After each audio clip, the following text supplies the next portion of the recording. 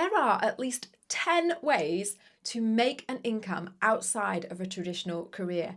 Wow, I wished I knew that at the start because, decision psychology has proven that we make a better long-term decision when we have a big overview from the start. And that's why I wanted to create this little mini series about the 10 different types. We're going to start with one today, and you can also get the guide that has all 10 of them in. It's in my featured section. And it's really to help people like I was a number of years ago, trying to navigate that exit and figure out what's the right step, because I definitely made some wrong ones. But it's also like that careers conversation you used to have at school, isn't it? You're sat there at 16 and they say, right, what do you want to do when you're older? And you genuinely have no idea, because all you know is that there are hairdressers and teachers and dentists and doctors. So one of those, I guess. And you then eventually start to look at other people and go, oh, they're doing something really cool. Why didn't I know that was a thing? So one of the purposes of giving you an overview is that you get to choose the really cool thing for the next season of your life and how you want to live it.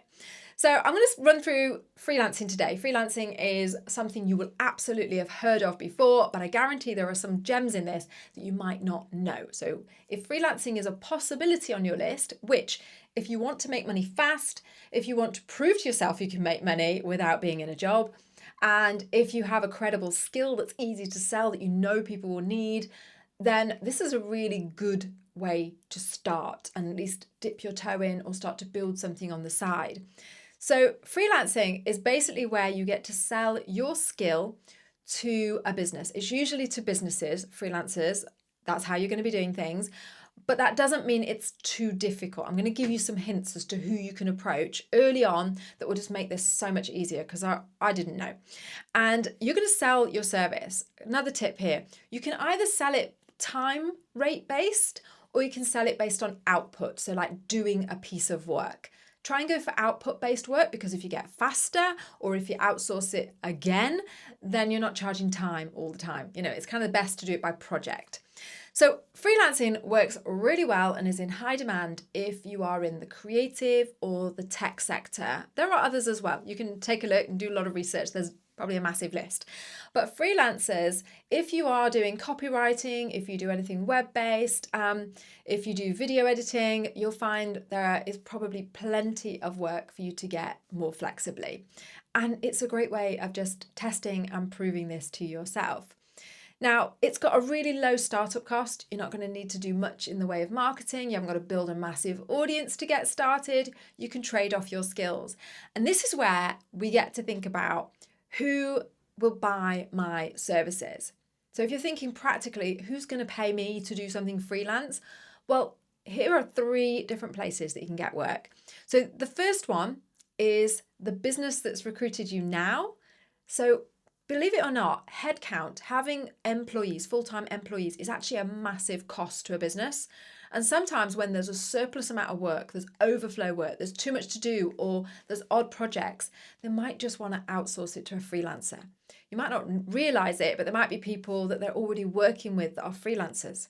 Here, all that needs to happen is your boss and your previous bosses need to know that you're doing it, that you're open for work, and trust you. So have that relationship and connection. It all goes to show that you should never burn your bridges. So that's freelancing, and it's a really great way to start. I could feel the nerves welling up in your stomach as I said that, because I would certainly have had some massive reservations about approaching my current boss to say, hey, I'm leaving and I'm going freelance. Will you hire me in another way?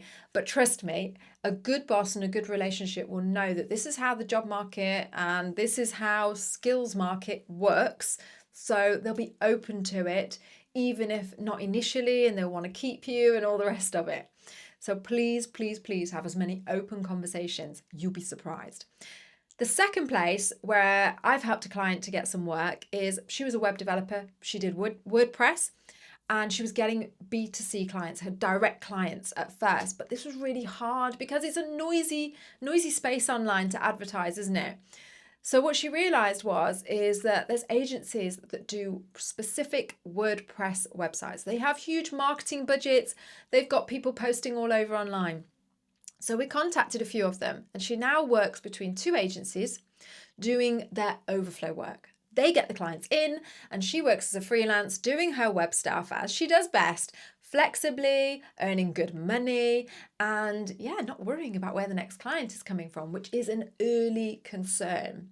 So that's another place, is agencies. Any agencies in the creative or tech space or other industries where there is an overflow of work, get on their books, agree terms with them, and you'll see that work will start to come through. Okay, and then the third place will be websites like Upwork. Upwork is a website where you can upload a portfolio, say what type of work you do, and you can also bid for jobs as well on there. So that's Upwork. However, it's not all roses. Freelancing does come with its problems. What you'll notice quite quickly is that it's limited by the amount of time you can put in, and it is very time for money exchange. You've got to be working on it. And the way that changes is the role that I kind of got into, and then I decided to put the brakes on.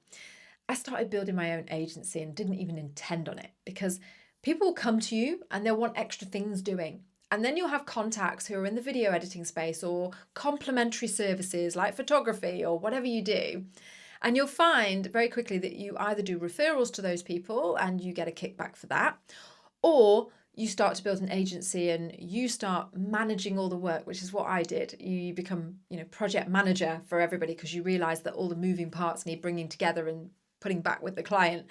So that is something to be wary of. Is if you want to go down the agency route, starting freelance, then scaling it out with some freelancers that you know and outsourcing more and more and more, and then building an agency, 100%, you can do it using this route. If that is definitely not something that is in your future vision, then maybe we need to either consider freelancers being the long-term solution or something else. I'm going to give you 2 questions now to reflect on that I think would have been helpful for me too. The first one is, what skill do you have that a business would pay at least £500 or dollars or more than? That more is quite important, because if it's less than 500, well, you might as well just do a day rate on something else or be an employee. It needs to be enough, because otherwise you've got to get clients every single day in order to justify your income. The second question is, can you name at least 3 companies that would hire your skills in the next 90 days?